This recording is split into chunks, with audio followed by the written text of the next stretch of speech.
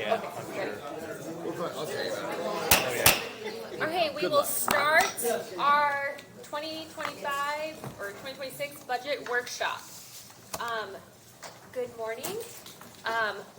We will not really be able to get too much into budgets today. We're going to receive some information from Baker Tilly, but as I mentioned during our meeting, we are waiting on our model from them, so we're going to really dig in August. Today, we will be discussing salaries and benefits, and I will turn it over to Sherry in just a minute to go over that. I did just want to make a quick comment.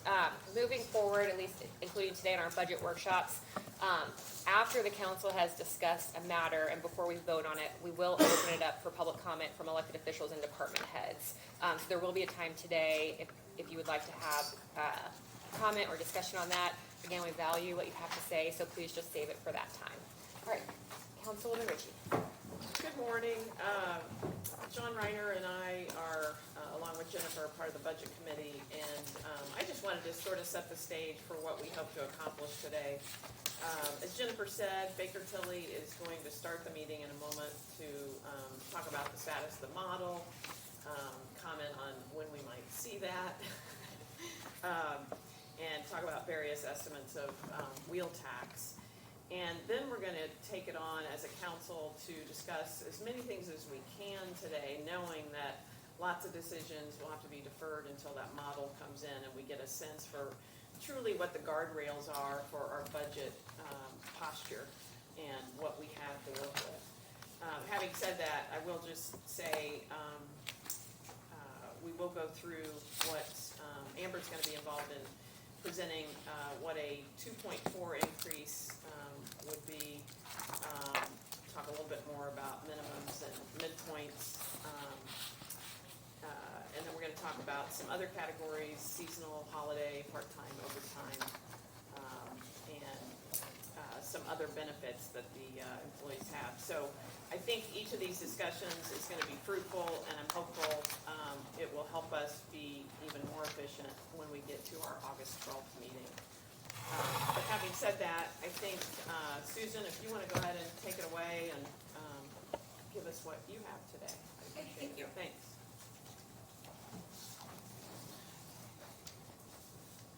I have some potential wheel tax scenarios I'm going to pass out to council. Understanding that there's no decision to be made today, this is a discussion Thank you. point for future. But this is slightly different information than what you received from LTAP at last month's council meeting. We were able to access 2024 information from the BMV. So these numbers are in line with what you saw from LTAP. What? Oh, that's fine. Susan, is this what you just emailed us? Yes, Okay. that's what I emailed you and sent to Erin. Okay, Debbie, I just sent you an electronic copy of this too. So you have the electronic copy. Thank you.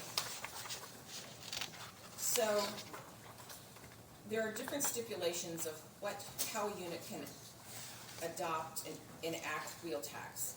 The main premise is you have to adopt both a county excise tax and a county wheel tax at the same time. One cannot be adopted independently of the other. And this is a tax when individuals go to the BMV on a per vehicle basis. It's not on a per wheel basis. There's sometimes a confusion that that's the case. It's on a per vehicle basis. There are ranges by which these taxes can be adopted depending upon whether you have an approved asset management plan from the state or not. So what we have shown you here is the minimum amount if you don't have an asset management plan, the maximum amount if you don't have an asset management plan, and then the maximum amount if you do have an asset management plan. Because the minimums are the same in either case. It's $5 minimum per vehicle. There is also a way that you can do it on a percentage basis. The percentage basis becomes much, much more involved. Because you're talking about a percentage of the value of the vehicle. That becomes more involved as far as enacting one, because there's multiple types of vehicles to be considered and included.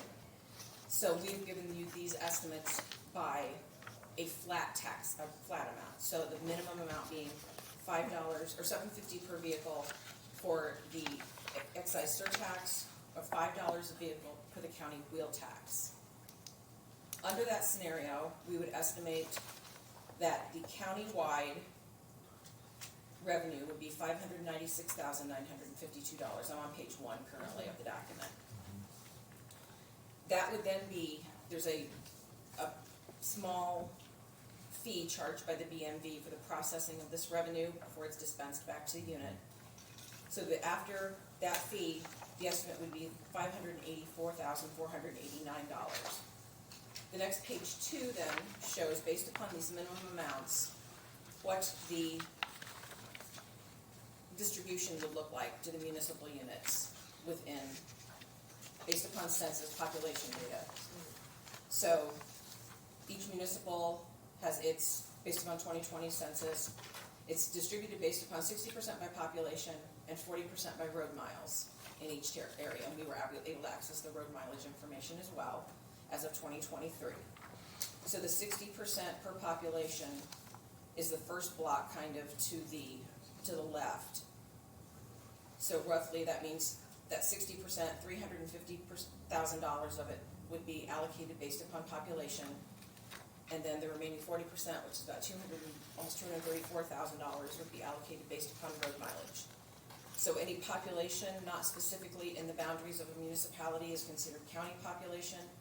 Any road miles not specifically in the boundary of a municipality is considered county road miles. So if you follow across, then the county portion of this total, we talk about $584,000, the total would be about $214,000 to the county. The remaining $317 in this case would go to those other municipalities. Now, this does not satisfy the requirement for them to have a wheel tax to be considered for the CCMG road miles distribution. So the municipalities could also choose to enact a wheel tax that would be stacked on top of yours. So if Zionsville, for example, chose to put their own $5 wheel and $7.50 surtax in charge in place, it would go in on top of the counties. So residents that lived in Zionsville would pay 2 taxes, wheel taxes on their BMV bills each year. And can each municipality do that throughout the county? Can Lebanon say, okay, the county's charging $5 a vehicle? I believe, based upon, there's a population requirement, not every municipality can do it. I believe it would be Zionsville, Whitestown, and Lebanon that would be eligible to do their own wheel tax. The smaller communities would not meet that population requirement. I believe Ullin has already passed one. Is ULIT? Okay, I can. Yeah. I have a Anybody copy. under 5,000 falls under the county. Ullin has already passed theirs. Oh, they did? They're considered their own entity. Okay. Yes, they passed 2 different ones. I can give you a copy of it. Okay. Susan, Oh, so there was, okay. so if I look at those percentages off to the right, Uh-huh. no matter what wheel tax if we were to pass one, no Mhm. matter what level it is, we're gonna count on 36.7% of Yeah. that revenue. Yeah, like a third would roughly Zionsville's- come to the county and the other 2/3 would be. Zionsville could count on 30.4, Mhm. Lebanon almost 18%, Yeah. and Whitestown 12%. So those percentages won't change, Those will would be, they? right, because those are based upon the constants of road miles and population. So you're the set proportion of the total population and a set proportion of the total road miles. So it's just whatever you chose to put in place to get that top revenue number that would change the total you receive, but you would get the same rough. And this is the proportion. minimum wheel tax. This is the minimum, the Scenario. first scenario is the minimum. Thank you. The second scenario was, like I said, at maximum, if you did not have an approved asset management plan, that is $25 on the surtax and $40 on the wheel tax. The next step being maximum if you had the approved AMP, that goes up to $50 on the surtax and $80 on the wheel tax per vehicle. So that's where that additional revenue would come, but, and I wasn't sure about the county's status with an approved asset management plan either, so. We have one in place. You do have one Yeah. place, so you could go up to the 80, anywhere under the 50 and 80 on page 5. Right. And assuming for a moment that this past, these dollars would start being collected January 1, 2026, is that correct? Right, you have to pass it before September, or actually before August 31st. Okay. In order to start receiving next year. If you passed it between the beginning of September and the end of the year, you wouldn't start collecting until 2027. Okay, thank you. So on page 6, that would show us the maximum county portion of the highest wheel tax, not suggesting we're gonna do any of this, but it would be Right. 1.6 million, Zionsville 1.3, Lebanon almost 800, and Whitestown 524. Those are just good, I think, benchmarks, I guess. Do you know, like I know, for example, there are areas in Zionsville where the county is responsible for the roads, but Zionsville is receiving like the tax dollars for it. Is it going to be the same in this situation? Because they're getting credit for the road miles, so they're getting those dollars even though we're responsible for maintaining them. I honestly don't know. This, Can I ask Nick Right now. to speak on that, please? if Nick has the answer, let Nick, because we got. I couldn't see him. Yeah. Sure. Yeah, so if, that's the challenge with this, is it's distributed just like the local roads and streets, which is where we see that population and road miles differential. So the concern, like she said, if it's inside the limits of the town, in this case with Zionsville, the folks that live in that area and those road miles, that's where that percentage number is broken down to 37%, 30%. That number would be different if you looked at what we actually maintained, and it would change the amount that would go to each entity. So that's the concern with the way this whole thing gets distributed, and it's beyond our control. The Government Modernization Act allowed this situation to happen. Now that we maintain the roads, the population credit goes to the town, and as soon as we were able to figure that out, that's where the distribution part is not, it's not accurate. Do you have any sense for what the disparity is between the 37% versus what it would be had we done a true metric based on what roads you're? So I don't know the percentage. At the time when we did this, we found out, because our local roads and streets numbers dropped significantly, it was a 10,000 people population. I don't remember the road miles exactly. That, you know, was a shift. There was a huge shift of local roads and streets dollars that went immediately, started going to Zionsville when they took that extra Perry Township and all of Union into their control. So sheriff's departments and, you know, maintaining the area, taking care of it, but this was specific to the local roads and streets, and that's how this is distributed. It's a very similar formula. Question would be, like, if the county passes one at one level, the city of Lebanon or Zionsville, they pass theirs, can be at a different level? They could even pass, they could choose to go to the percentage option. It doesn't have to be the same. Okay. In each municipality, depends upon the ordinance that you pass and what choices you make. Anything that the statute allows, each entity can choose, make their own choice in how they choose to do it. So for example, Ullin will receive more, at a minimum, Ullin will receive more than just 812.75 because they've already passed one. So they have a stacked situation. Yep.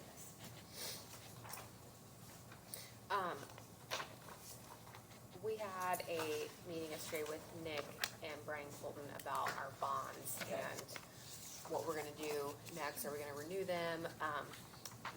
That's going to potentially impact this as well. Like if we don't do the wheel tax, maybe we need to be looking at different amounts, or Right. or if we do pass the wheel tax, maybe that can come down. Like, will there be some?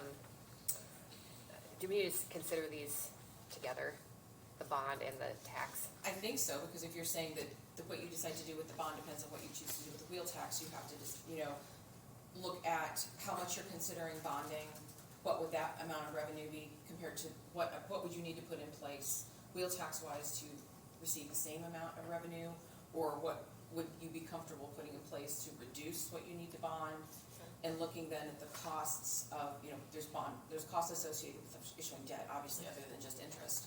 So, which is the better, bang for the effort, which gets you closer to where you wanna be. I mean, LTAP kind of said, going forward, there's not gonna be as much CCMG money going, so is it worth it to you to put this in place, potentially to make yourself eligible for that next step of CCMG? Is that the important part? Is that what you wanna accomplish, primarily, and then deal with the bond after the fact?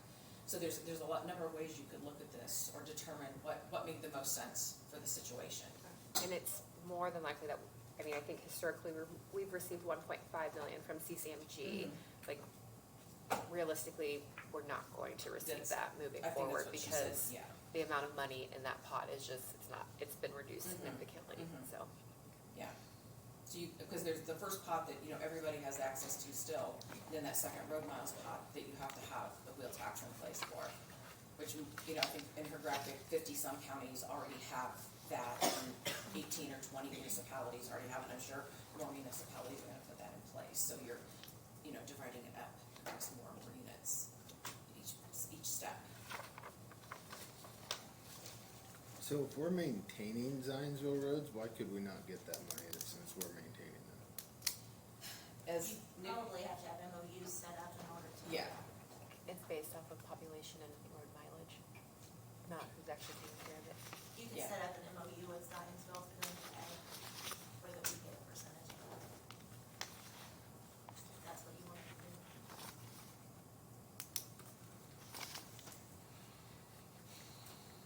Nick, have you had any conversations about possible MOUs, or have we? So the existing situation with the Local Roads and Streets Fund was brought to their attention several years ago. And there's not a written agreement in place, but they do provide compensation for the amount that we should be receiving in that fund for the local roads and streets. So there's not a written agreement, but we do, for the last several years, have received the amount that was determined at the time that should have been going to Boone County that they were getting for those roads and population. But there's not a written agreement in place. Would you be more comfortable? Just local roads and streets. That's the one that has the population credit. okay. The MVH uses vehicle registration, a little bit different funding formula. The local roads and streets is the one that has the major impact, which is what this uses for distribution. So could there be one? That would be a discussion, I think, between elected officials. I know working with the town representatives, we work very well with them. This would be something, I think, going this route, we want to get some kind of documentation, I would think, for the long term, indicating that as long as we maintain this area, we would get the revenue for that. Nick, have you heard of any other city or towns that are discussing the wheel tax and potentially gonna pass one?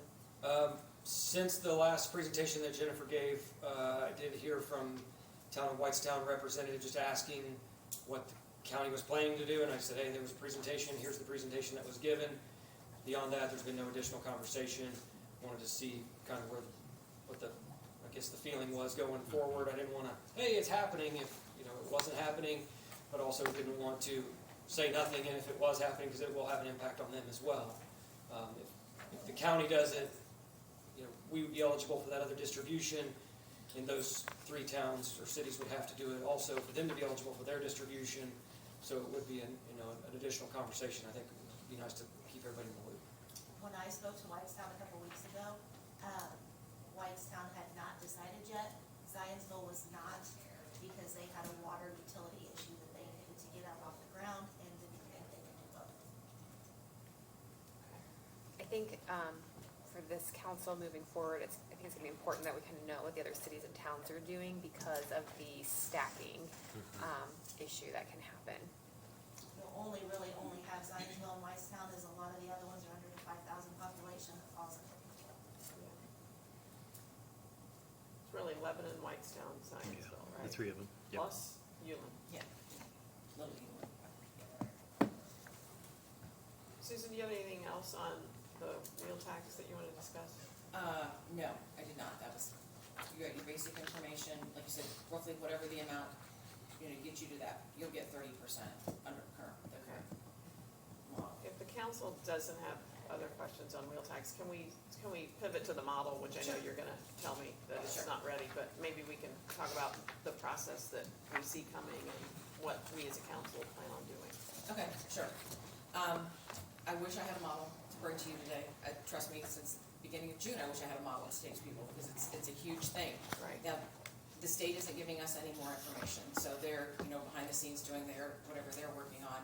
We understand that this is an incredibly complicated property tax. Their portion is very complicated, but so many new things in, little things here, big things there, lots of different moving pieces. So Once we found finally developers that understand how Indiana property tax works and the intricacies of all of it, we've made leaps and bounds. We made more progress in a week than we made in almost a month and a half after we got the right programmers put in place. Okay.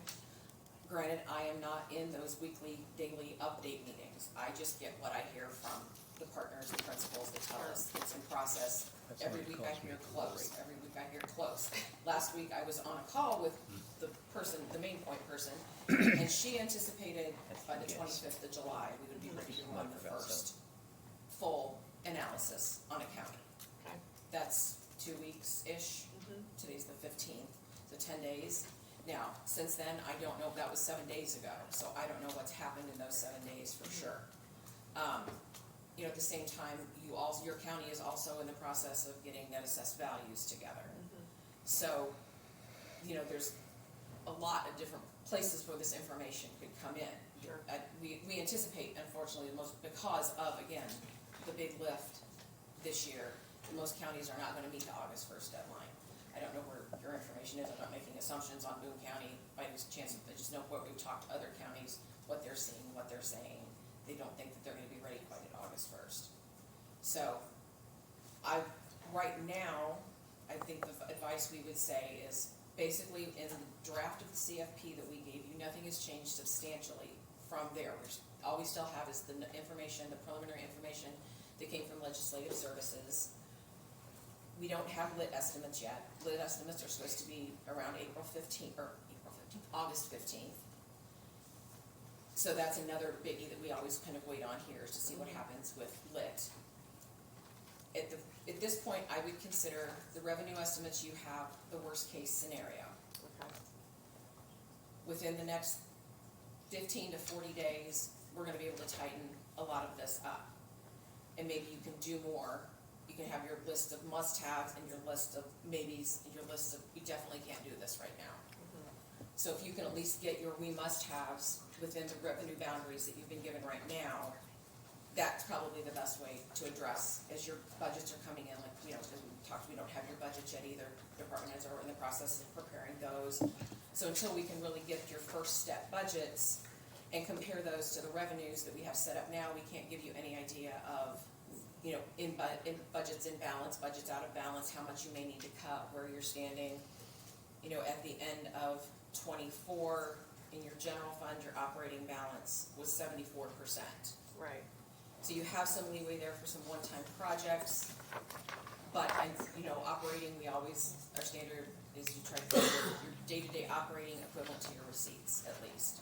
So right now, if we were to say that, that would mean your general fund budget would need to hit the mark of around 27, a little over 27 million for the incoming. When you talk about projects, are you talking about the project list from page 47 of your? Yeah. Okay. Yeah, from those projects, or if there's other things that have come up since, and I'm fully aware of the fact that we still need to update that project, get that project list updated for you and talk to your department heads. Okay. Determine what else needs to be added.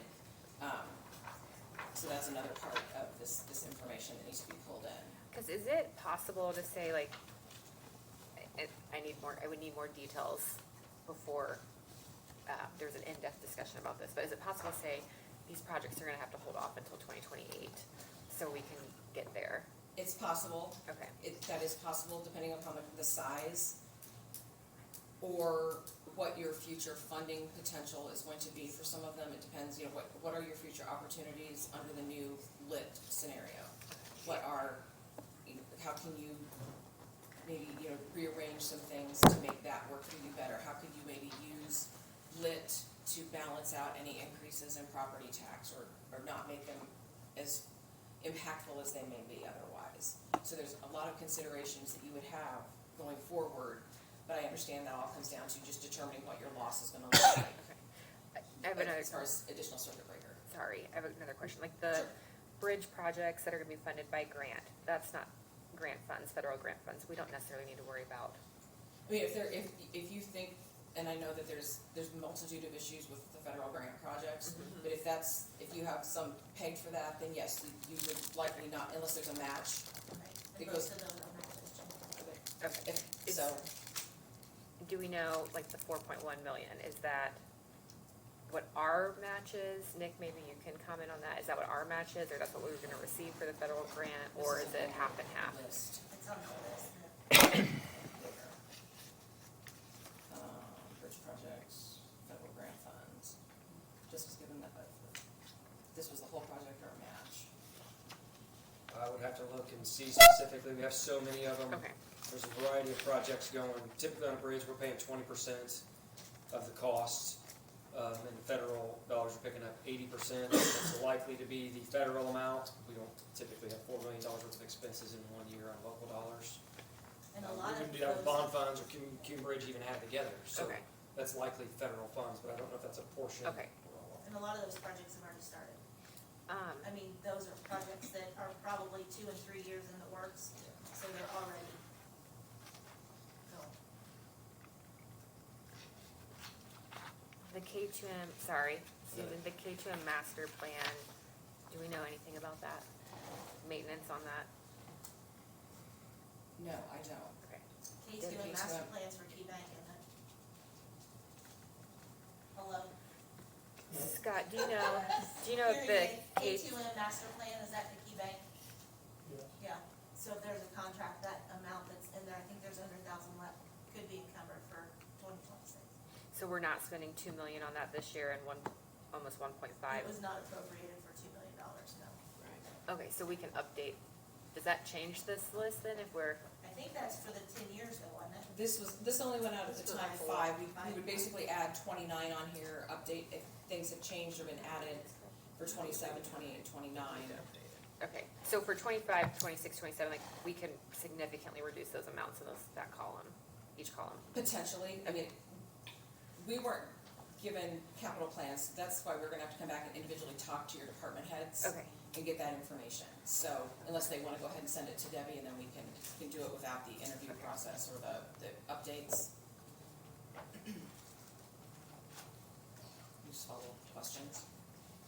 okay.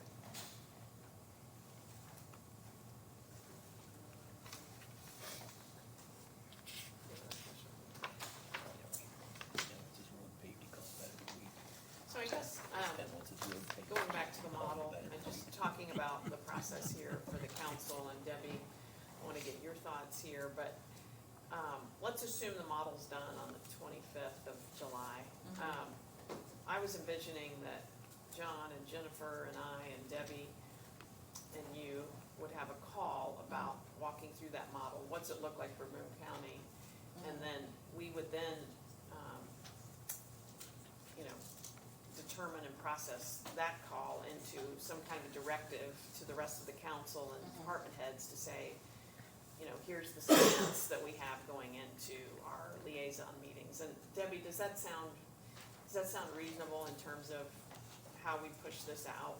Because we won't have a public meeting until August 12th, and I don't wanna lose those days, so maybe by July 28th, if we could have a call on shortly after you say the model's done, walk through it, what's it mean for Boone County?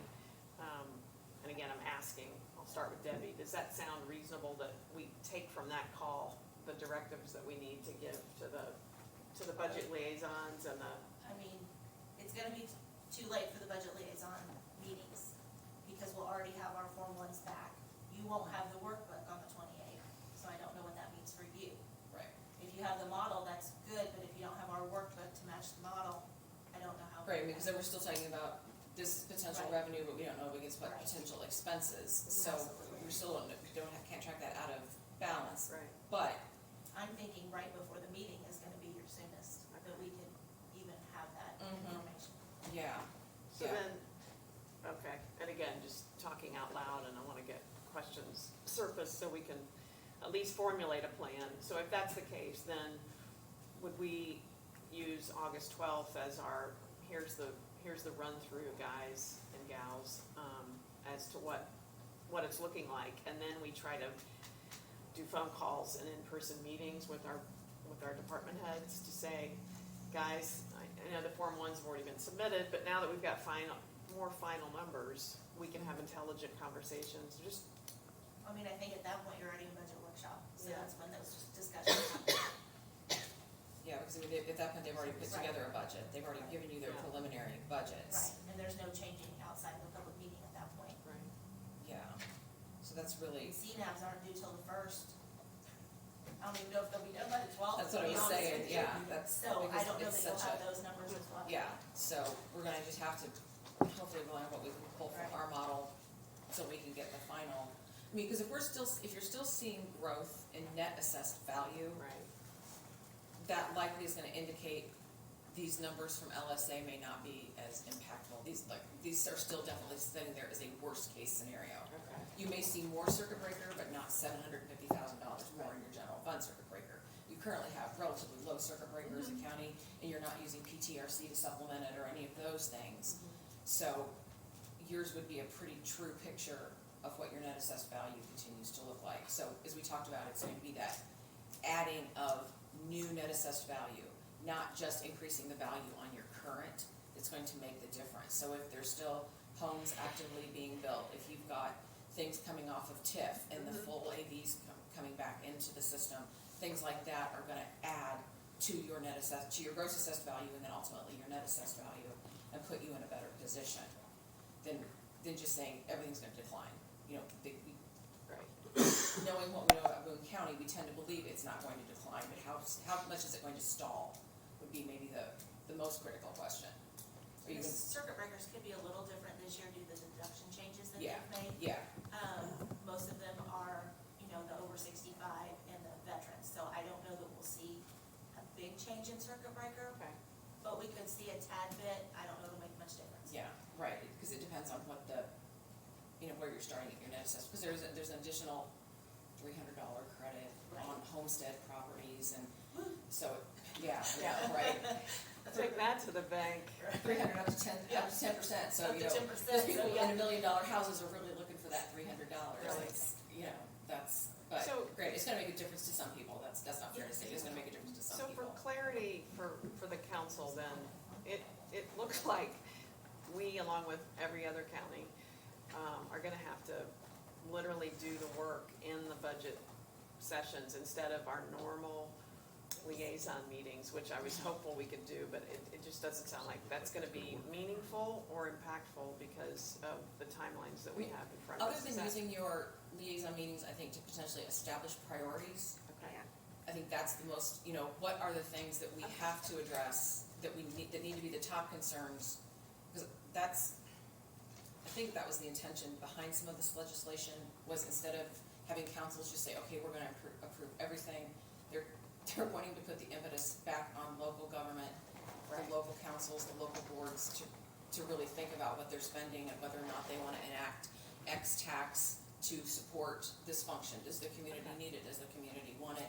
I think those are the kind of activities that they maybe in the back of their head were trying to push, rather than just having this, this idea that the state says you can have all this money and do whatever you want with it. They're wanting the local boards to really make Okay. those decisions and establish those priorities and do what's best for their communities. So go over the must-have, the maybes, and this can wait list. Yeah, John, does that make sense? I mean, it sounds like It's all our gonna new come down to, directive. it's all come down to just a few days to do Yeah, it. it sounds like our new directive is if we wanted to have some meaningful conversation in our budget liaison meetings, it would just be about priorities. And then we wait until the real numbers hit, and August 12th is our first dive in. Debbie, does that make sense? If this would all come in before that, say the 1st or 5th or whatever, Yeah. we could still get together maybe any ahead head of start that a we little. can give you, I definitely will. But- Okay. But yeah, we just, unfortunately, there's a lot of timelines I can't control. Okay. And I realize and it's frustrating for everybody across the state. It's not just a Boone County issue. Everybody, large, small, they're having to face these issues, face these unknowns, and try to anticipate the best response, to the next big hurdle, which is the lid change and what you do with that, so. Okay. And I will just let you know, you're thinking CNAP due August 1st, but why can't you be on time? It is not just me that puts this together. I have to work with Zionsville, Whitestown, and Lebanon, and they're not always very responsive in getting information to us, so. Then it also has to go through the state. Yes, And the state has to review it. They're right. reviewing 92 of them. And we always get 100 questions as to why you have this tip and this tip, and, so it's a lot. Yeah, So it's not just putting a report together. and Right. In sending a it. normal year, it's complicated. Yes. and it's not always easy, and it's not always, they're not, I mean, randomly, I can see in the budgets we work on, maybe one or two are really ready on that August first deadline. It's just every year there's issues across the state. Right. So it's not, I'm not putting any, No, I'm I'm not saying just that it's saying, Boone County's fault that you don't have it on I can August push first. It's, as hard as I can, and it's still. yeah, Got it's, there's a lot of factors that impact when that Debbie, I information appreciate comes that out. reminder, and I would just also say, don't hesitate to ask any of us to help you get information from other municipalities, if you think that would help and not hurt. And it is sometimes difficult because it's, I work with Baker Tilly, but not Whitestown Designs. Still Right. do, they work with Crow, so it's a little bit harder to get information from them and to push them because it's not a deadline they have to meet, it's a deadline I have to meet. So, I mean, we all know how that kind of plays into factor sometimes. Susan mentioned that it's always been difficult, but It with is. this new stuff coming in, it's gonna make your job even a little bit more hard to get the answers The that you need. legislature always does that. So with respect to you dealing with Lebanon, Whitestown, Zionsville, do you kill them with your kindness? Or, and if so, are they responsive in a way You're that talking they Debbie. say, okay, I'll get it. It's me. Or do I just act like that? Yeah. But I start but with eventually kindness. you get your answers that you need, but your hope is that with respect to this topic, that you get your answers ASAP, so it can make your process a little simpler. Not to take anything away from the hard work. A few reminders, and then they'll eventually. We do? Okay. I guess, just thinking about what else Susan can provide this morning. Anybody have any other questions for Susan? I think in this whole wheel tax thing, it's gonna be how much are we gonna lose from the state and how much we have to replace. That's And if we wanna replace it with 10% more money than what we were getting, or what? Whether we do that through bond or, Well, the bond, to me, the bond is a given. We're gonna do the bond. well, right, I'm wondering, can we replace it? So historically, we're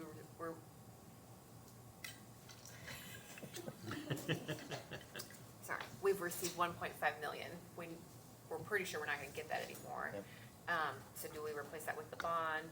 Can we hold ourselves over until 2028 and maybe offset that with the new lit? Cause we know currently at 1.7, Susan, correct me if I'm wrong, the county is bringing in 30 million.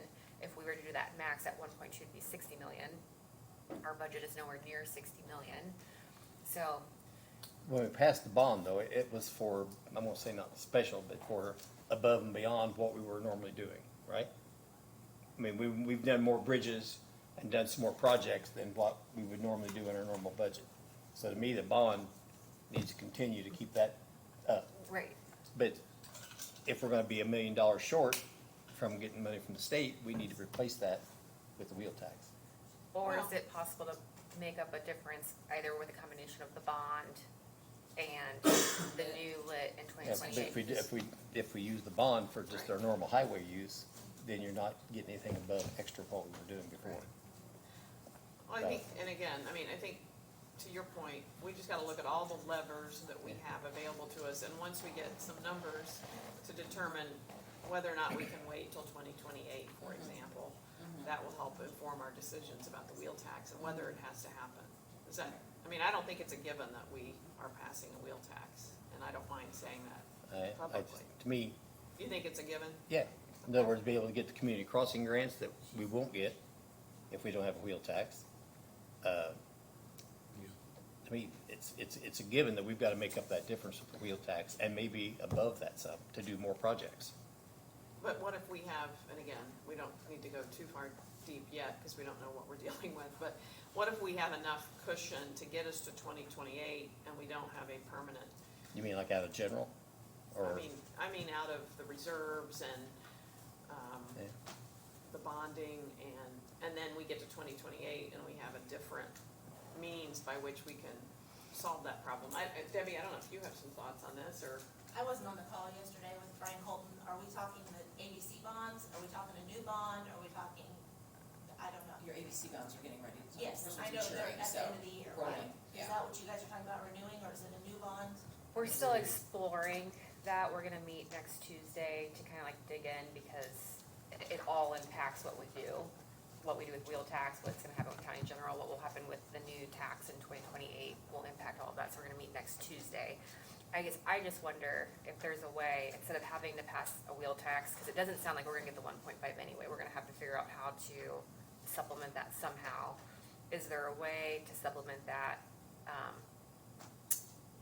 There's still one pot of money we qualify for CCMG from without a wheel tax, so there might be a little bit there. Is there a way for us to offset the remaining difference out of county general or through the bonds or in 2028 with this new lit structure without having to add another tax? I think it's worth exploring, and you can help us explore that once we have, When you figure out what the options are you wanna look at and Right. what the, potential loss is from different portions, like how much less would your CCMG likely be? What is that gap, opposed to what you normally get and what you need to fill? can we count on having that conversation with you at some point Yeah, here? yeah, and just, as we get all these things updated, I give you updates on tax rates, what does your tax levy look like if you do this? What does Okay, your lit rate look like if you choose to do that in your revenues? And, yeah, we can keep those things all updated. I mean, I don't like passing a tax if we keep from it, and I'm gonna pay a chunk, right, got a lot of wheels. you do But- know a lot of wheels. But the road's gotta be kept up. Yeah, Right. no, I And agree. that's what Agreed. the main, or the bond we passed was basically for extra projects. And how many bridges have you done in the last 5 years? A lot. A lot. Probably 12 or more. Yeah. Small And structures. Trying to get these bridges that you can't drive over fixed. Yes, And that's what that bond was for. And then if we don't do that bond again, you gotta wait a year before you can redo another one, correct? So then you gotta go through more, Yeah, and I'm not saying don't do the bond. Yeah. I'm wondering if there's a, and again, I just think we should explore it. Yeah. She said the legislative is putting it back on us to, not just collect money. We need to really look at our budgets and say, what are the must-haves, what are the things that can wait? And so, in looking at that, are there things that can wait so that we don't have to pass a wheel tax, still potentially move forward with the bonds, and figure out how to fund highway with this new lit structure? I understand. But I don't wanna be cutting his budget No, No. I agree. on what he has now no, and say, well, we're gonna use this bond money to grade roads. Yeah. You know, I wanna remind everybody what Jewel said, it was either last month or the month before with respect to, and he said it out loud. And I asked him after the meeting, I said, Jewel, I said, with all due respect, you used the word shell game that the state legislature had completed over there with respect to the work that they have to do, and because of that, quote, shell game, unquote, the legislature has put not only on Boone County council members, but on the other 91 council members throughout the state that have to make this hard decision. And I'm with you, Jennifer, that let's explore, let's see what's out there. So we might not have to put this into place, but the reality is that because of that shell game that was played, there's gonna be some hard decisions from all 7 of us up here on this council that have to go to work and explore different pathways that we might be able to go to, or we might not have to put in a wheel tax. So just remember that word that Jewel used, the shell game. does Aaron have any, is Aaron still with us? No, he is not, he was not. Okay, I just wanna make sure he had a chance to weigh in. Okay, well, thank you, I think we're gonna pivot to, compensation. After hearing what Susan has had to say and what we're faced with in terms of our budget process this year, I think all the more reason we try to get as much clarity today around certain compensation elements as we can. And I think what we're gonna do to start with, in the email that you got last night, Amber, if you can go ahead and join us, Amber, wherever you are, there you are, behind the. Amber's gonna walk us through that spreadsheet that you guys received, and it contemplates a 2.4% increase.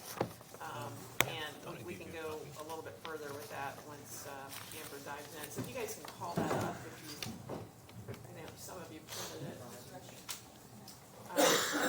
But this contemplated, Amber, the 2.4% COLA increase, right? Yes. Do you wanna walk us through what the impact is and?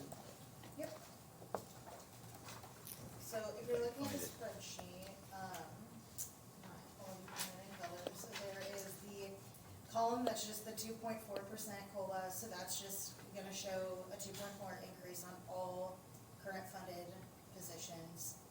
And then the difference for each of those lines, and then at the very end of the spreadsheet, you're gonna see the total amounts. And you're gonna have two different amounts. One amount is going to be just what the difference is going to add to what the current salaries were for 2025.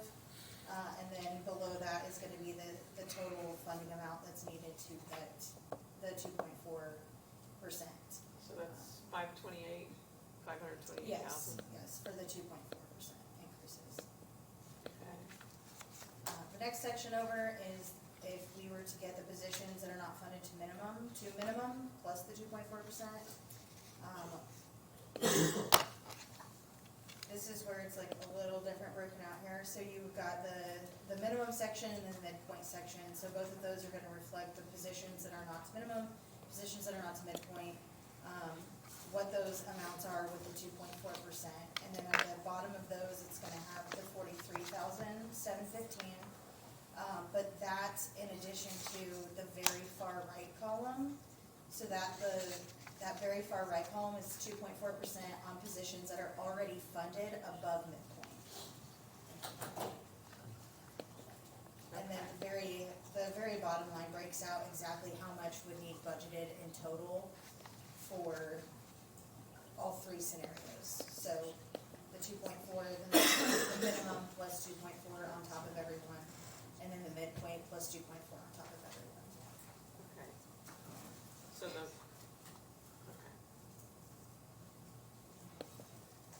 So 43,000 plus the 487 Yes, is, about would be 500, the minimum. 530 grand to get us to 2.4% plus everybody getting to minimum that's not there. Yes, so anybody currently. not funded to minimum, any position not funded to minimum. So that's 530, and then if you wanted to see what it would take to get everyone to midpoint plus 2.4, Is the 224, 224 plus 487, and that's, that's 711,000. So there's a spread of 180 grand to get people to midpoint, in addition to getting people to Yes. minimum. Okay. So maybe I mean, and again, for those on the council that are on the compensation committee, has the compensation committee had a discussion about a policy or a suggested policy about getting people to midpoint or to minimum, or has that not been a part of? No, that's not been something that we've really discussed. Okay. But I think that, with the compensation committee and the council and the commissioners, that's probably something that could Sure. be looked at. Up to this point, I think, Jennifer, it's safe to say, the last couple of years, we've had a fair amount of discussion to try to get some equity in terms of people at least getting to minimum and then considering getting people to midpoint. So it wouldn't be out of line if we, and again, you've illustrated it here, what it would cost us to get that equity Yes. into the system. Any discussion, guys, from the council about, the salary study, how it's aged, and getting people to certain minimums, whether it's the minimum or the midpoint? Anybody have a discussion, since it sounds like the compensation committee hasn't necessarily dove deep on that? I do have a question before this goes to the council for discussion. There's a couple of positions on here, I guess I'm not understanding, do we not have the most updated wage information? Because they don't match your numbers that are saying some of these positions need to be at midpoint. Some are already at midpoint, we made them that way last December. So most positions are to midpoint. There were positions There are a that few were on here not. that are, that you have listed as not. Which positions are those? One is the, environmental office manager. We did that So- in December. That position was not put to midpoint. It was put between minimum and midpoint, but it was not to. So it's 15 midpoint. cents off. No, you're looking, my spreadsheet also reflects the 2.4% increase for cost of living. In the first set of columns, So the up into the green. So the Is that 2025 correct? salary and then what the minimum for that position is, and then the difference. So that's gonna show you which positions were not funded to this.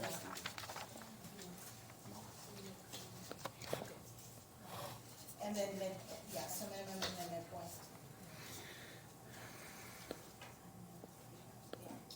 Highway operations was the other one. That one was off by like $5, but if I'm doing them all, I have to reflect So all that's, positions. Any other questions, Debbie? no, no. Does anybody, and again, I think, because we have time to dive in here, what's the general consensus? John, you got any thoughts in terms of the direction the last couple of years to try and get people to a certain minimum, at least the minimum? Yeah, I think it gets back to, a lot of it gets back to the experience they have. You know, if they're a new hire, where they're at, that I agree, everybody should be getting close to the minimum, or midpoint if we can.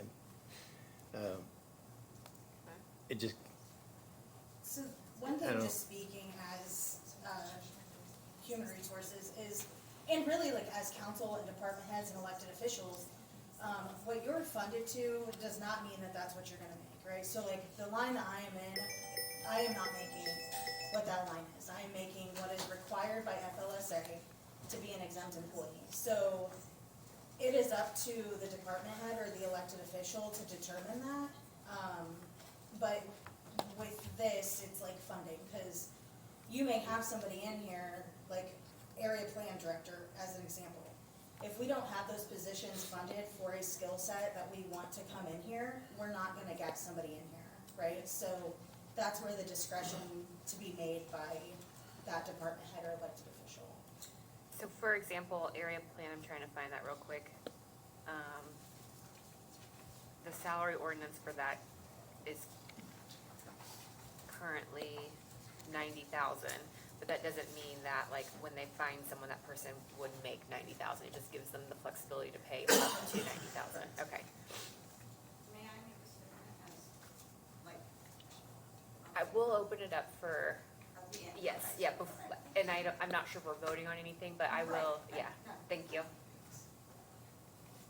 Any other, just council comments in general, because I don't want us to get, when we got the numbers, and we're able to make decisions, I don't want us to get to a point where we're just starting a conversation about, our general direction about getting people to minimum or mid. I think that's the beauty of having some time today to just talk about, I guess, Dan, I'll pick on you, or Kevin, do you have any thoughts about generally whether or not we want to get, I think last year, we discussed that we really wanted to get people to midpoint if in fact they had the experience.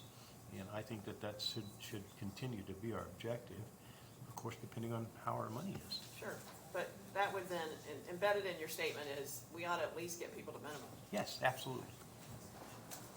That's why that wage study was done several years ago, to help us understand Exactly. where everybody should be. So you're funding the position, not the person. Correct. And that's where we get in trouble with these offices, is that you have new employees being hired at these higher rates that the wage study says.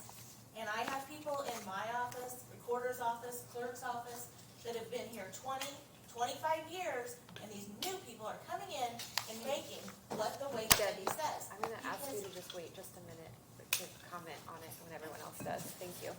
I'll let you do it. Okay. Kevin, did you say, you had any thoughts? Yeah, and just echo what Dan Okay. said, that wage study was done several years ago to help us understand that we have to make decisions with respect to the employees of Boone County, Indiana. Dustin, I haven't picked on you, any thoughts, or? Keep in mind, I'm pretty new at this, right? I am. So, Keep but it in mind. the, I'm not, if it is a scenario that this is what we can pay up to, but the department heads are paying attention to the experience and the qualifications of what the person has.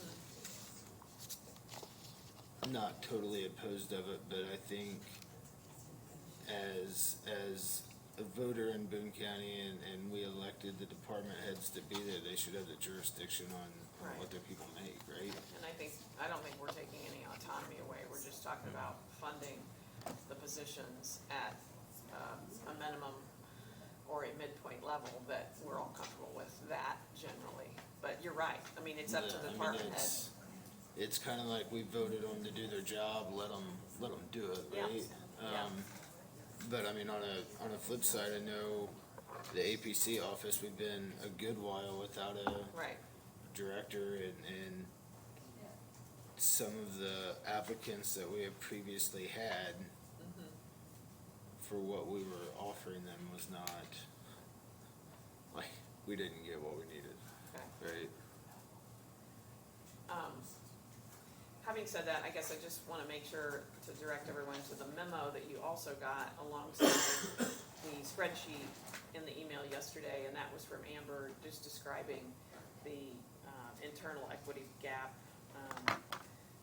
and that's what this conversation is trying to address. So, again, I know we're not making decisions per se on exact raises today, because we can't, but,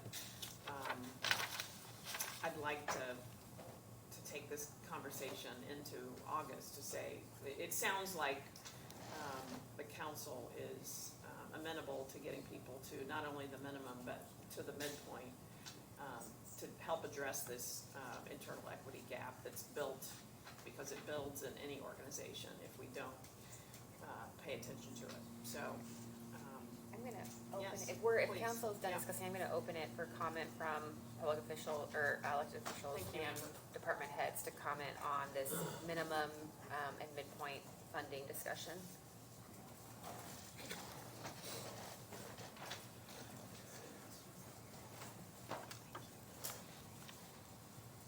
Boone County Prosecutor Kent Eastwood.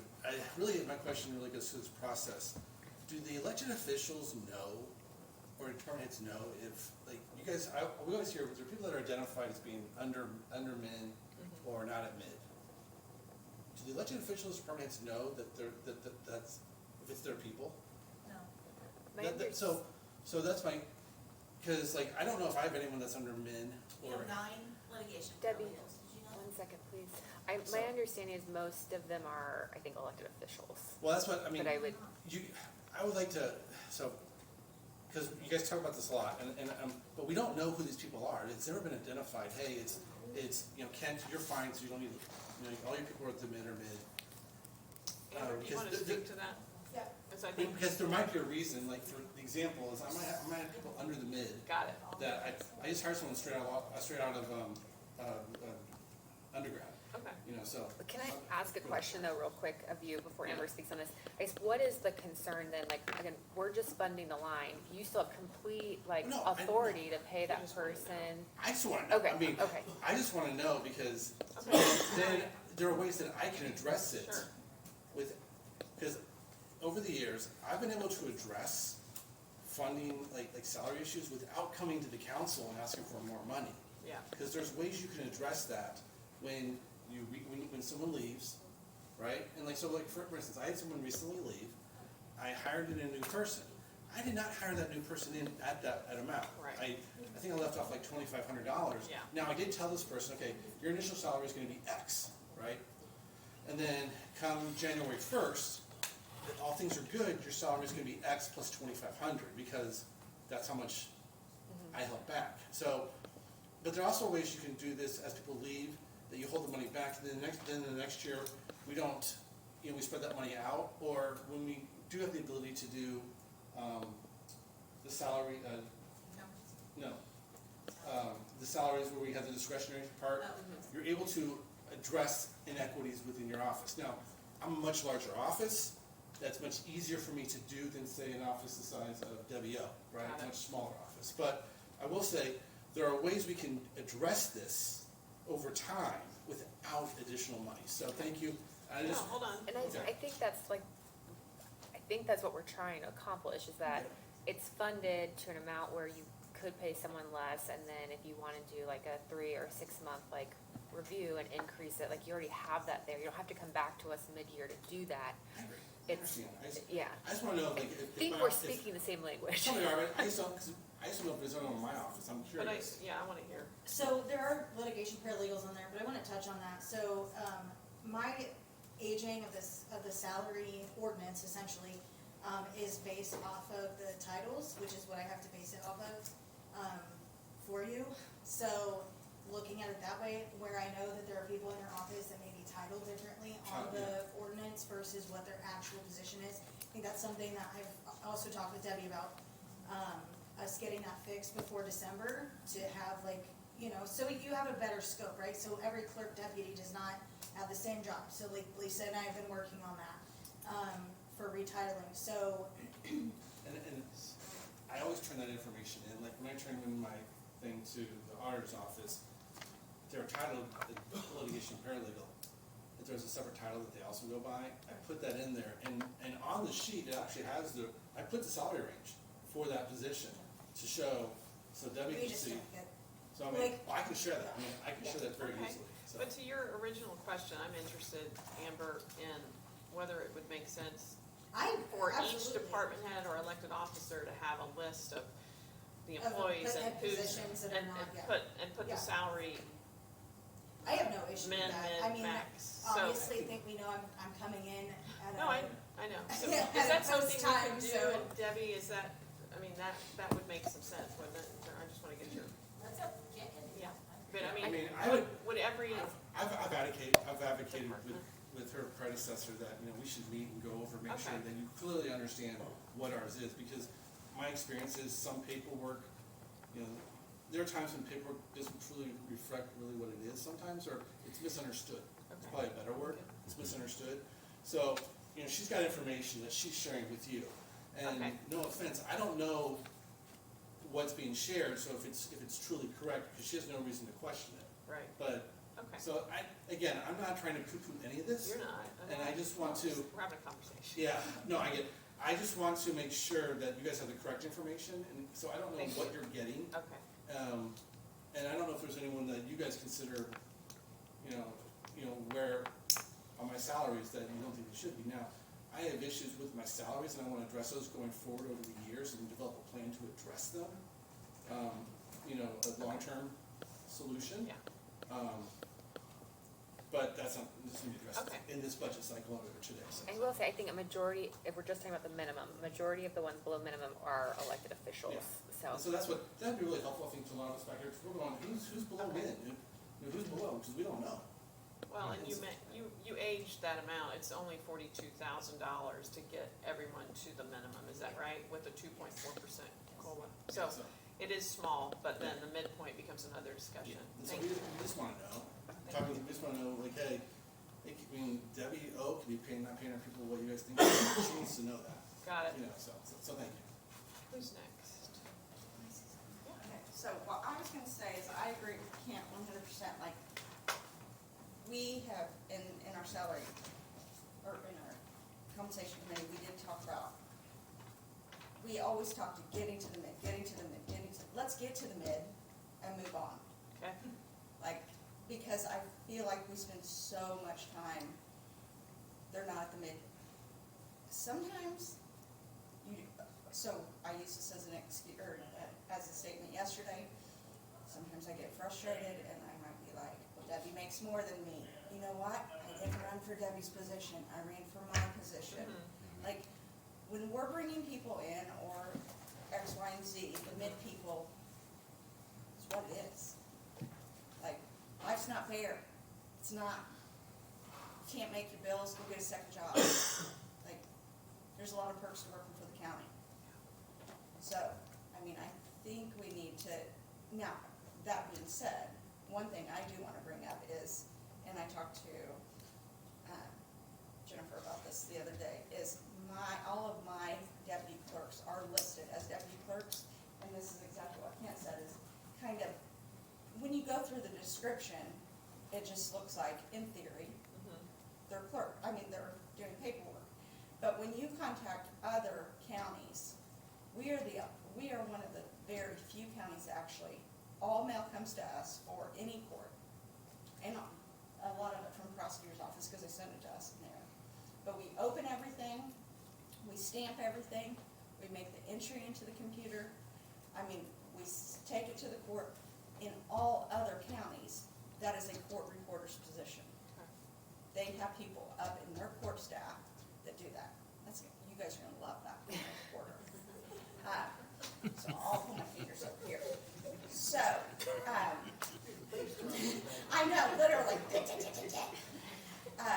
So, I feel like the deputy clerk's position needs to be more like on the court reporter line item. So that's just me, but I do, I think we just need to get to the mid, and then at this point, you just say, let's throw out the example of maternity. Maternity changed this year, you get paid more. Yeah. Well, I had Phoebe 13 years, I'd like to be reimbursed for Right. 6 weeks. You don't, you can't. Yeah.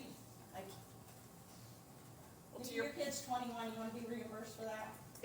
So, your- I mean, we just have to stop and say, we're starting from. Yes. and to your point, Amber put together that analysis, it's 223,000 to get everybody to mid. So, Yeah. data point for the council, for us to make a decision on.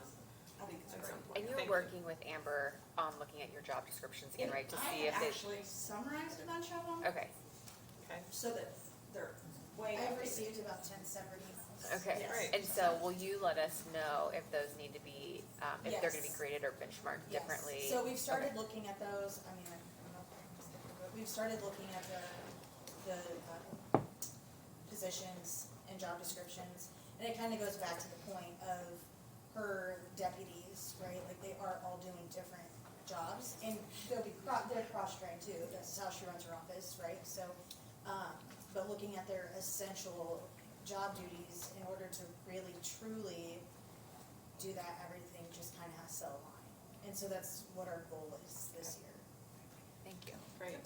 Any Debbie? other, oh, Debbie, did you have any? No, I do not. Anybody else? Debbie, O? Of course. One thing that, just, did you just turn me off? No, I he did just- not turn it he off. asked. One thing that I wanna make sure if we can help you with this is, for instance, I'll take my office as an example. So I was fortunate enough when I hired, one of my employees that the experience that was brought in was really extensive. So I adjusted the 2 line items like I was told we could do. So I probably have a line that, for my other employee, that is not mid, that I've not replaced yet. But I'm okay, here's like, if you guys take it, let's pretend like we'll say 50,000, and I know that there's only 40 in that because I made the adjustment, I'm okay with that. But then again, what concerns me is with the budget being so tight, would it be helpful to you if we were able to say to you, look, you can take that to mid, but I know I'm not gonna spend that money next year for that with whoever so that was my only thing. I'm appreciative of being able to make that adjustment, but I'm okay that I'm gonna have an employee that may not be at mid because they are not going to be coming in with that experience.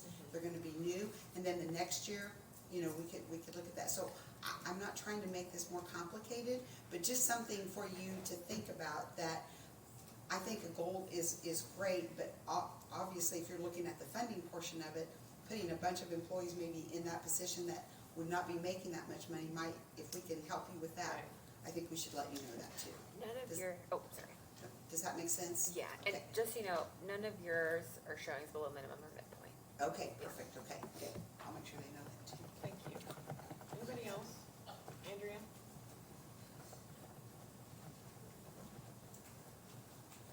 Andrea Hatfield, Purdue Extension. I don't have any skin in this game because you guys don't pay me as a county employee, but I just have a question. So as we keep moving people to midpoint, are we making midpoint the new minimum? Like, is that what you're expecting all new people to come in at? So if I'm hiring somebody with no experience, which is kind of what I'm hearing No. some of them say, so there's gonna be people in there that even though their salary's at midpoint, we're not paying them at midpoint, right? It's to It's That's- gonna give be you the- funded at midpoint. It It's gives you the funded at midpoint. leeway to hire them at the level you feel accurate.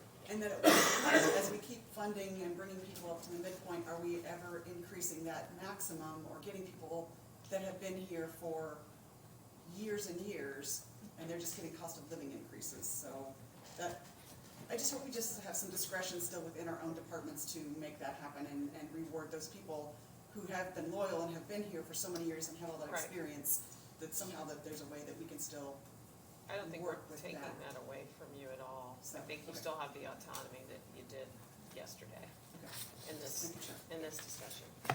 Thank you. Thank you. So she just brought up longevity. So I don't believe in paying someone longevity as far as like, you might bring in someone that's better than someone that's been here for 30 years.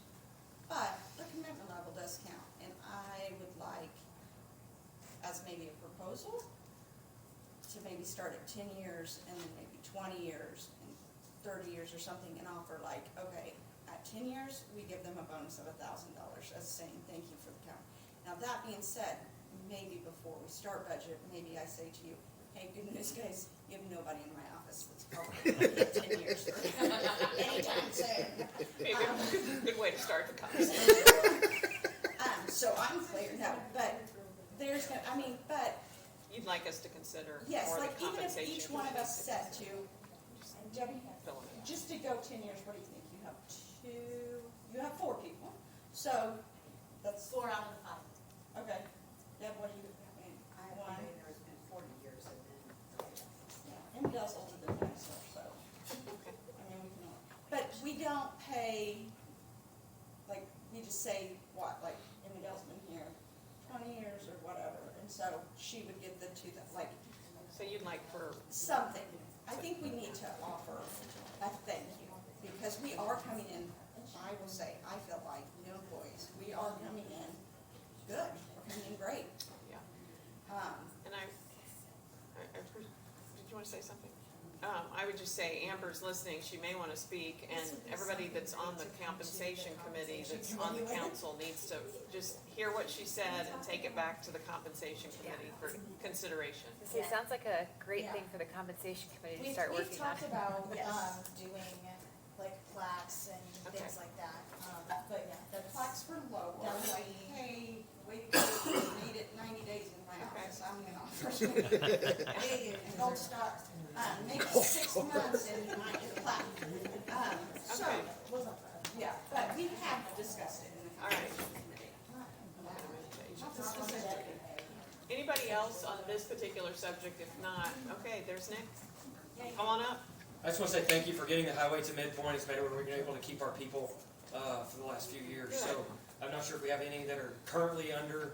We've tried to keep that going every year, keep that wage up to the midpoint, and able to retain people. So I just want to say thank you and appreciate it, and I hope you move forward. I know it's expensive, Thank you. but doing our job doesn't happen without people. Thank you.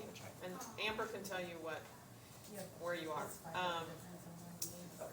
If there's no other comments on this particular subject, I think we've had some good conversation here, and I'm hopeful that we can take some of the inherent conclusions and momentum into the August meeting when we actually have to make a decision on salaries, or compensation.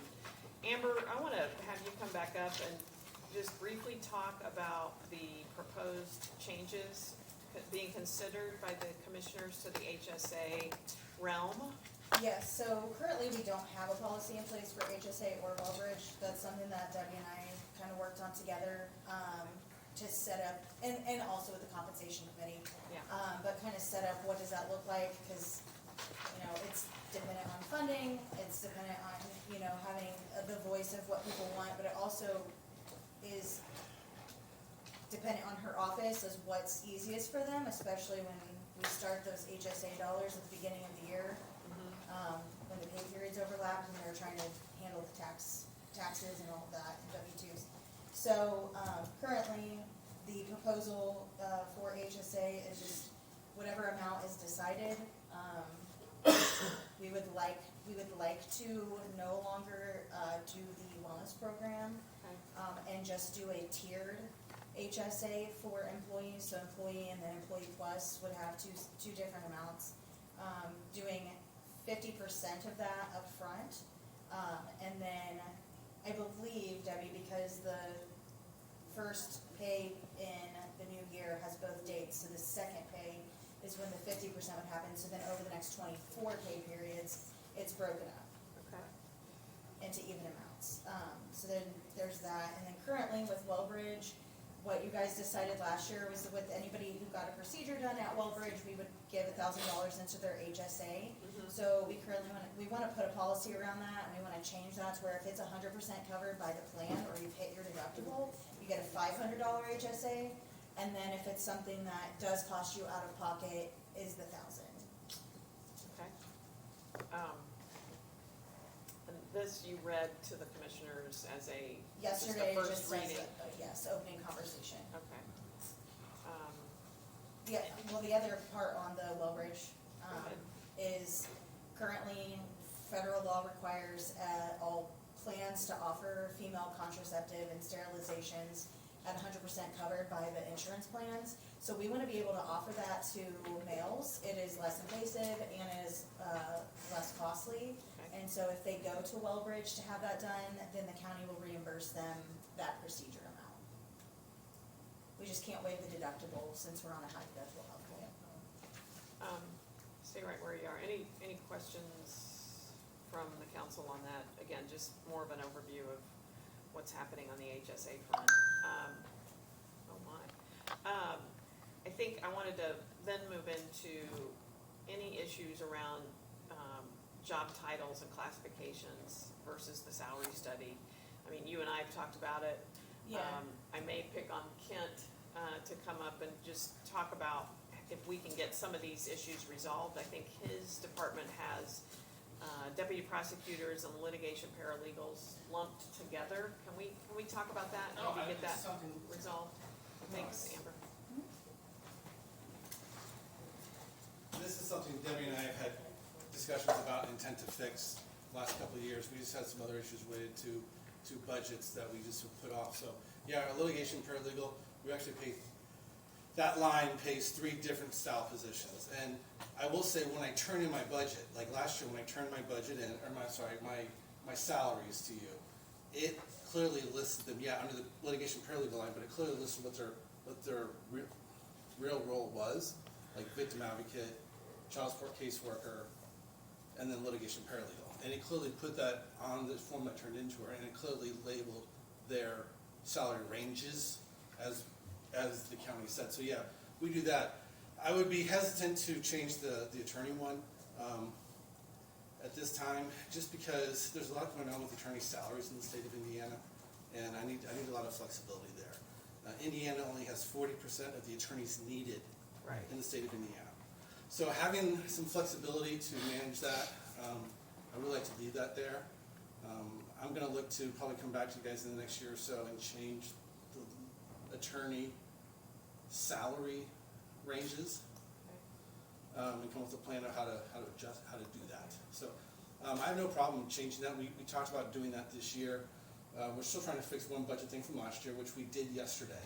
And then once we got that done, then I was going to go back and work with Karen to change some names, and then further break that out. So that's not an issue at all. I can 100% do that. So we're just updating the job title and the salary ordinance with what the actual job description is. No, I don't. Those are already on there. Oh, Yeah, okay. it's just what's on the. That was done last year. Yeah, it's just it's on the budget. It's on the Form 1, right? Yeah, the form 1 is listed as litigation paralegal. Everywhere else, they have the correct title. Oh, it's. We're just going to break out the Form 1s to, instead of saying we'll have litigation paralegal, we'll have victim advocate, or what, I'm not saying the correct terminology right now. My chief of staff's going to kill me. And child support caseworker. Okay. I'm not saying the exact titles correctly, That's but okay. we're going to break that litigation paralegal out into 3. The salary ordinance was updated last year with the job descriptions, or the Job job titles. Okay. titles that So- everybody turned in. Okay, and Amber, I know you're behind there somewhere. Yeah, Do you have what you need now? based on- I'll get it to her. I can give her the document. Yeah, and so I guess I have, I've gotten 2 different salary ordinances. One was just like the general one that's not turned into the state, and then the other one is the more broken out one. Oh, Yeah, I'll give her. The more broken out one just had, the one I had, and maybe it wasn't the most recent, just had litigation paralegal listed for all positions. For all staff positions. sounds like you've got it, Debbie, and. Yeah, I updated yours, not that one. Yeah. Okay, Well, so you'll get what you need. I just, We can get it, and that's that's not fine, an we're issue. just trying to get rid of issues that doesn't sound like. And this has been discussed, and We're compliant in my office, so Yeah. whatever needs to happen. it was over there. discussed to do it on the Form 1s. The only reason it did not happen last year is we had an issue if you remember during my budget presentation last year, I identified that there was an error. Yep. And so we didn't change it then. There was another error this year, Okay. minimal error. We got everything fixed for the Form 1s going forward. Okay. Now I have to go back, once I got that fixed, now I have to go back and do a line change, piece of paper where I submit a line name change, right? And then we'll change those lines, and then I'll break that litigation fairly 1 to 3. Thank you. So yeah, it's, Oh, that's great. I want it, just something we've wanted to do, it's just, we just haven't, All right. it wasn't a priority, but if you guys thanks. tell me it is, it's a priority, I'll do it. Thank you. Nick, do you have any similar issues on your job classification versus the salary, or job title versus salary ordinance, or are we good? Well, I'm not really sure what's in the salary ordinance, so we send, like I think we send every year to the auditor's office, send it to Debbie, like, hey, here's all of our people, here's the line they get paid out of, and here's the amount. Okay. I'm not sure if it's listed differently in the salary ordinance It specifically. is, it's the maximum. Okay, so the maximum amount is what we send. I have a copy of everybody and what they make. That is not for public knowledge. Right. Okay. The general salary ordinance is the maximum. All your highway workers listed one line, $50,000, whatever. Right, yeah, so they're in the, like, I wanna make sure I'm answering our question. So in the salary ordinance, all the people we send, here's the salary line that get paid out, and here's the amount. In the budget, there is a line that all the operations get paid out of. It's in NVH. So there's minimal lines people get paid out of in the budget forms, but in the salary ordinance, we lay out exactly the maximum for each individual person, which goes by what we were talking about earlier with the salary study. Okay, and I'll just do what I did a minute ago. Amber, do you have what you need, like everything you need? Yeah, on- I didn't see any, Okay. and I went and met with Nick too, and we went over Okay, everything. thank you. Yeah, any comments on what we just discussed? The HSA, Wellbridge, or job titles from any other elected officials or department heads? Okay. Okay, I guess the next thing that I wanted to bring up is just, in the spirit of seasonal, holiday, part-time, overtime, and whether or not we've got what we need here. I think, Debbie, help me here, but, I think we've had some moments where we've increased compensation, and maybe the overtime lines, aren't included at that new rate. And before you answer, I guess the other thing I was thinking, I went through some notes from last year, and if it's straight time overtime, it gets taken out of the salary line. If it's time and a half, it comes out of the overtime line. I'm just wondering, with this as a general awning of overtime / rate discussion, are we doing all that consistently, or do we need to make a change? Because I thought we had some inconsistent issues arise in the last couple of years, so help me help you, The or help. commissioners have never made a complete statement as far as overtime, straight time, and time and a half. Tim keeps telling me to hold off. I don't know what the problem is. So some departments put it all in the salary line, some departments split it. It Okay. does not matter to me as long as there's money in those lines. So, I'm just trying to come up with maybe a fix to what seems like a systemic issue. I would like to see overtime, the overtime line in their budgets to strictly reflect time and a half. We don't have any way right now, if I pull overtime for my office, Okay, I don't have any way to tell if it was what I would call true overtime. How many of my employees are working over 40 hours? okay. I can't tell that if we don't separate it. Overtime to me is truly time and a half.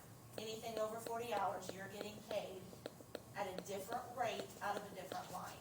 So the overtime line, sorry, would be used for anything over 40 hours. The regular line would be used for the 35 For to 40. anything, yes, for normal Is hours. is that a, Now, highway, and maintenance facilities already do that. okay. Okay, So I would like to follow their model in doing that the same way. okay. Because because we don't have the straight time, overtime option, because we always They work a 40. 40-hour week, so Got it. anything they work over that is time and a half.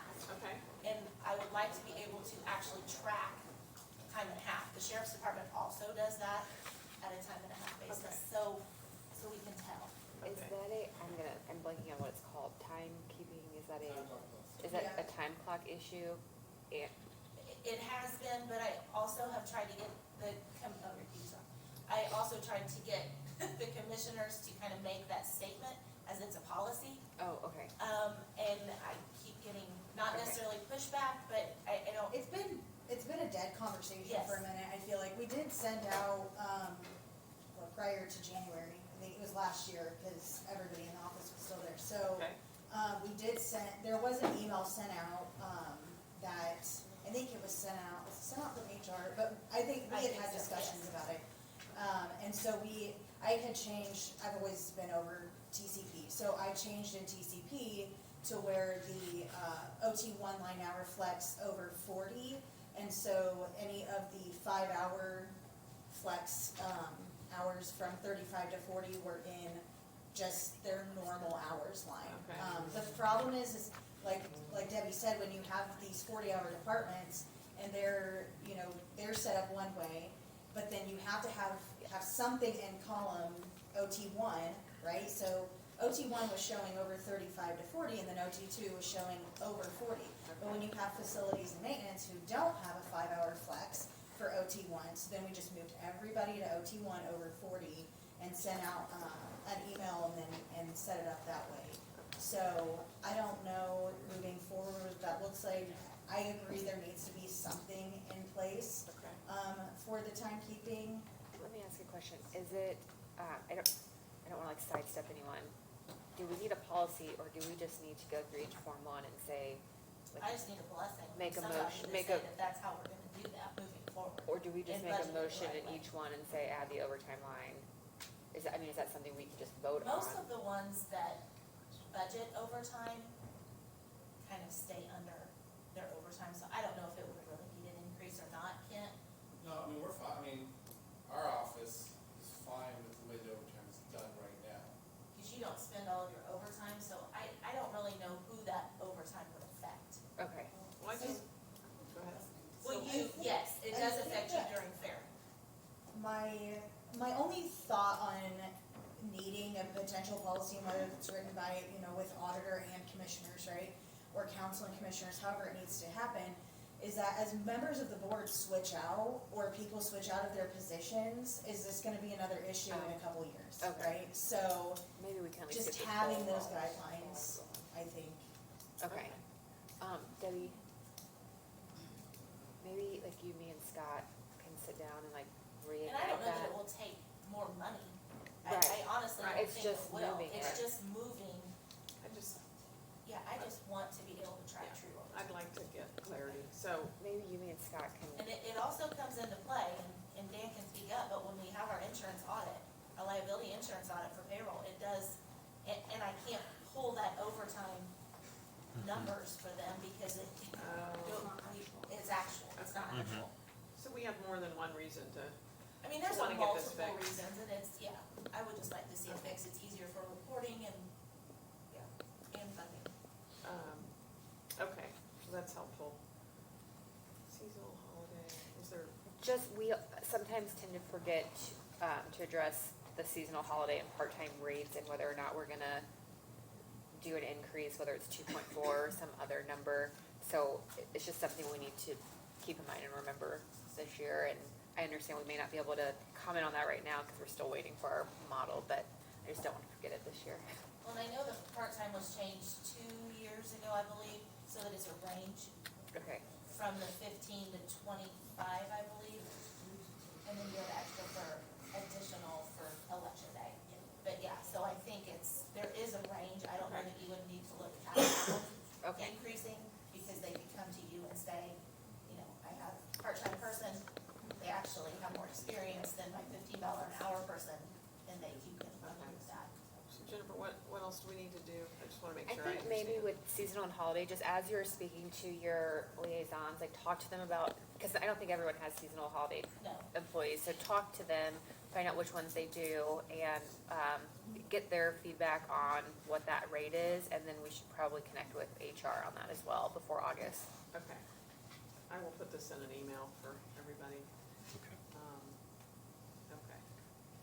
Anything else on that? I think that's really what I wanted to cover. Amber, I might skip down to the next item where I just wanted to discuss new positions being considered, and I think you were gonna start with maybe facilities. So, it's not a new position, Okay. so talking with Lori and Max, they're looking at potentially changing Lori's title. Even with the title of, that they're looking to change it to, is still going, her salary amount's still gonna fall within, or very close to what that, over minimum, but right below midpoint.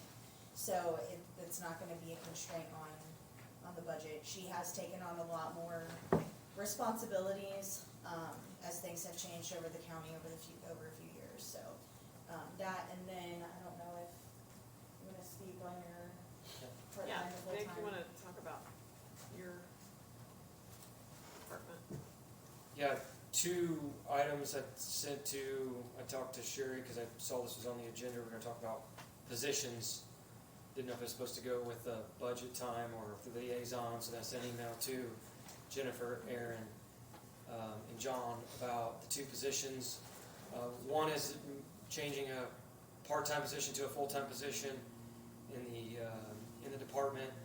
Okay. And I sent a spreadsheet kind of laying out what those costs would be, and didn't want to get too much into the details due to a sensitive personnel situation.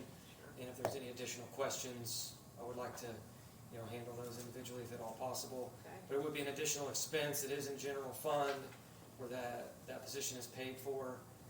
And it's just job responsibilities. Trying to find a part-time person has been Okay. extremely challenging, if not impossible. And then when we do find them filling that role and being able to pick up the tasks and responsibilities on a part-time basis is not working. So intend to make that request. Don't know how we go about doing that, if that's in this form or in another method to send everybody an email and lay out what it is or meet individually to talk about what that is, but the costs are laid out within the spreadsheet. That was similar to what was done when the commissioners were trying to bring on a full-time county employee as a county attorney. Right. Used the same format, just laid out the costs of all the insurance that I got from Amber, and laid out what those costs would be, all inclusive. Other position was construction inspection. We spend a substantial amount of dollars on oversight of construction. All of our projects, paving, primarily paving, small structures and bridges are what's locally funded. We also get a lot of reimbursed expenses for construction inspection. And the question was brought to me, can we bring that internally? Would we save any money? Also put a comprehensive spreadsheet of what we've spent on that over the last 5 years. It is a lot of money per year, approximately $250,000 a year in construction inspection.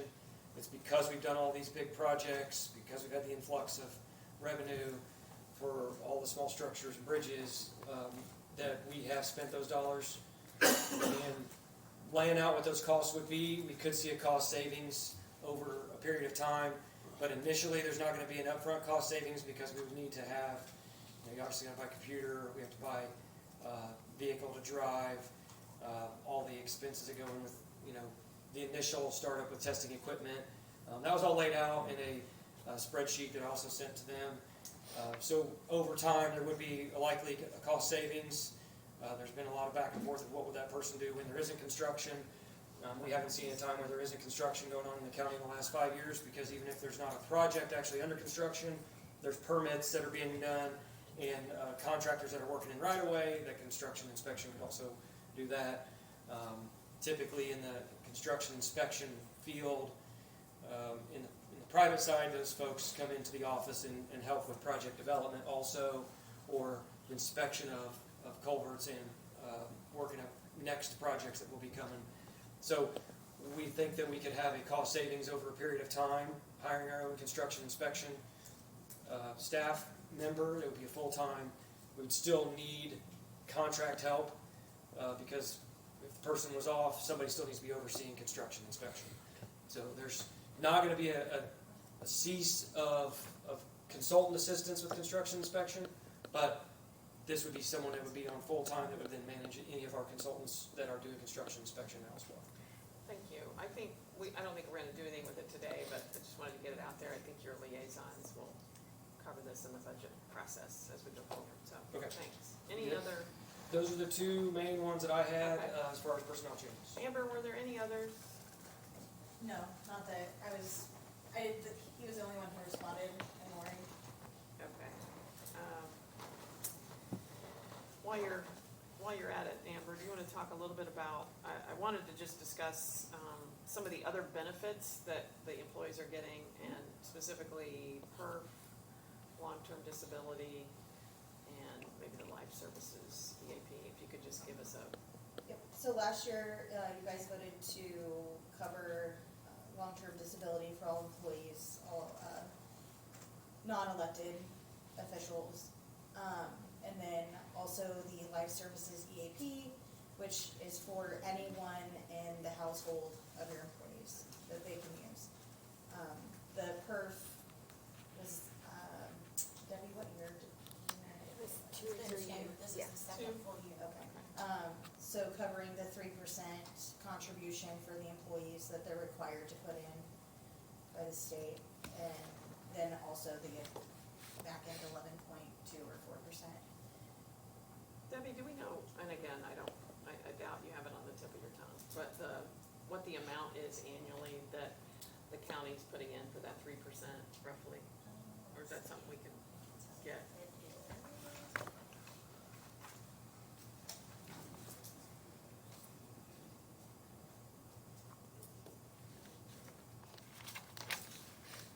Well, the 3%, because it's a combination, it's roughly $2 million a year, 2 million a year? between the 11.2 and the 3. Just a little over 2 million. So it's the 14.2 that's 2 million? Yes, But it's if we easiest want, way for you guys to figure it. but Yeah. if we You wanted, break it That's up not, though, right? I have to, so when we submit it to them, to PERF, the county is only paying 11.2. Even though we're picking up your portion, it still looks like you're making it. Does that make sense? I think so, but Okay. if we wanted to, 3% of that 2 million. Yes. Is that what you're wanting? Yeah, 3% of 2 million. yeah. So just take 3% to or, I mean, or the 14.2 equals 2 million. Yeah. So 3 divided by 14.2 times 2 million is how much is the two, is how much is the 3% piece. So, we can do that math, I can't do it that quickly, but, so there's a piece there that we're providing, and again, mostly just highlighting it here, just to Yeah. remind everyone that that's something that we don't have to do, but we chose to do a couple years ago. I'm not suggesting we do anything different, but, do you have that? And I mean, tying into just total compensation, holidays, Right. PTO, time off, flexibility, work from home, policies for some offices, I mean, Right, and the long-term disability, moving to that, Debbie, how much do we spend on that a year? That we're now, this is the first year, is it not, that we're covering Yes. long-term disability Yes. for the Started January employees? Okay. And again, Debbie, if you don't have it, I think we might just bring it up later in terms of how much we're spending. I think it's about 38 a month, so it's roughly close to $1 million. Depending on. I think it depends, there's a lot of factors, Yeah. right? You're talking Because it's salary age- amounts. It's salary, age age rated, rated, yeah. I mean, you've got employees coming on, going off. Yeah. But I would say Because it's not, $700,000 to $800,000. part-time employees aren't included in that, right? So Okay. it's full-time, non-elected employees. Okay, and then the life services EAP, that's a free benefit. I don't know if we have a, So I think that we pay, the county pay, it's very minimal, Minimal. but it is there is a fee associated with it. okay. I wanna say we do it quarterly and it's like less It's like than $1 five. something a month or something. Yeah, it's It's less very than low. $5,000. It's very low. Yeah. Okay. All right, anyone have any questions for Amber on any of those last items that we were talking about?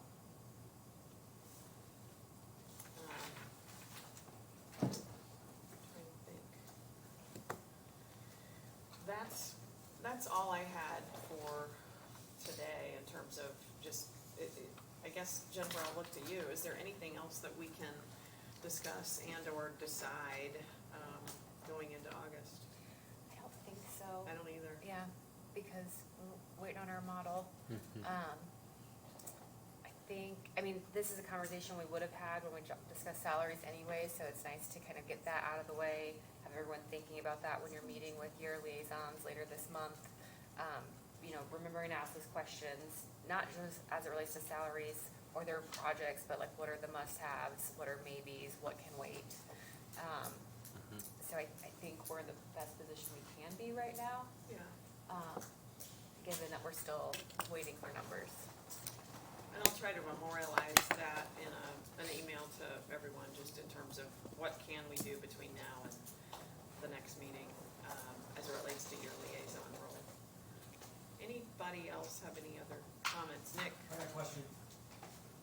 With a lot of variables, wheel tax, bond funds, unknown amounts, submitting a budget by next Thursday might be a little bit gray. You want to submit that as it get advertised, and need to be a number higher so you can, you want to advertise, you want to put it in different places. It doesn't matter like, at this point. It doesn't matter. We Okay. don't have to have the higher number until September. Okay, because this is, You put in there what you think you need, what you want, what they're gonna give you, whatever you we want to should put in there. try to base it off of cash balance and what's available, and Remember, use you can only, the you can projections. only So spend we don't what cash balance is. submit a lot of bridges that we can't Yes. afford to build, we don't submit a lot of road preservation that we can't afford to do. However, without community crossings, without bond funds, So take it out as if maybe you don't get that money. so that'll be a different looking budget than what it previously has been. I would rather see your numbers anticipating we don't get those funds, because we can always back down once we know what that model's gonna look like. I don't want you to lowball those numbers, and then we think, oh, hey, we're in a good position. Well, no, because that's not. Well, there's nowhere else to seek the same revenue from other than a general fund. So So- food and beverage is gonna be what it is, NVH, Local Road Right. Streets, and Cube Yes. Bridge, they are gonna be what they're gonna be. And that's where I want you, The only place to go add additional requests from where community crossing dollars are now is general fund, yes, but submitting that in Form 1 and then yes. everybody has a panic attack. I was like, why are you asking for all this additional? Well, it's because it's nowhere else to But request that's it also from. what August is for. Right. So it's up for debate, it's up for decision in the future, but I have to put it somewhere. I know, I think your budget may be one of the most complicated because of this wheel tax issue, the bond issue. Want to get it figured out, then we change all the state Yes. legislation. So Yeah. Getting it pretty good, like, okay, this is what we need to do. But local roads and streets, MVH, they don't change much as far as revenue coming in. Food and beverage, I think it's back to kind of leveling out a little bit, It's but actually high. It Cume, came in at 200,000 today. see, so Cume Bridge, pretty consistent, but we've removed revenue, so.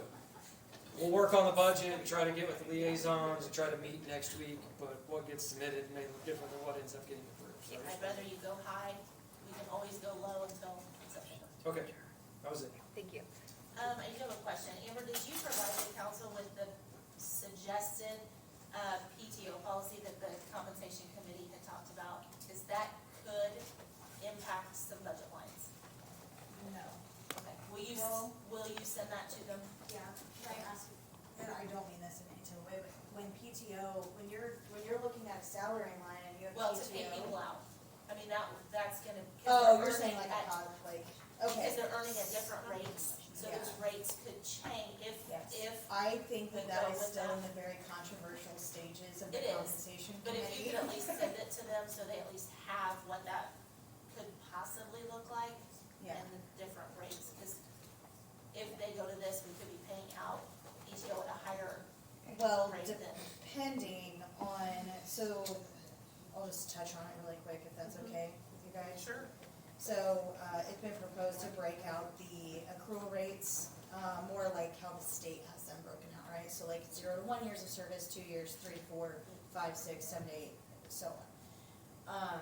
So it's been proposed to change those. It does give a slightly higher accrual rate. But on the flip side of that, it's also been proposed that instead of doing a full 12-week payout after somebody retirement at 25 years, it's now up to 6 weeks in their bank, rather than 12 weeks. 12 weeks is a lot if people are banking that. You can't replace somebody because you don't have the funds. So, but I'll send that to you guys so you can look at that. Great. It's just a proposed policy at this point, right? Yeah, it's just a discussion. Yeah, it was one that was brought to the commissioners yesterday, that we're still discussing compensation. Is there anything further? Is there a motion to recess? So moved. Is there a second? All those in favor, say aye. Aye. All those Roll opposed, call. same sign. No, Aaron's not on. Yeah, Good job, George. I say we play kickball. Yeah, that's Just right. recess. That's right.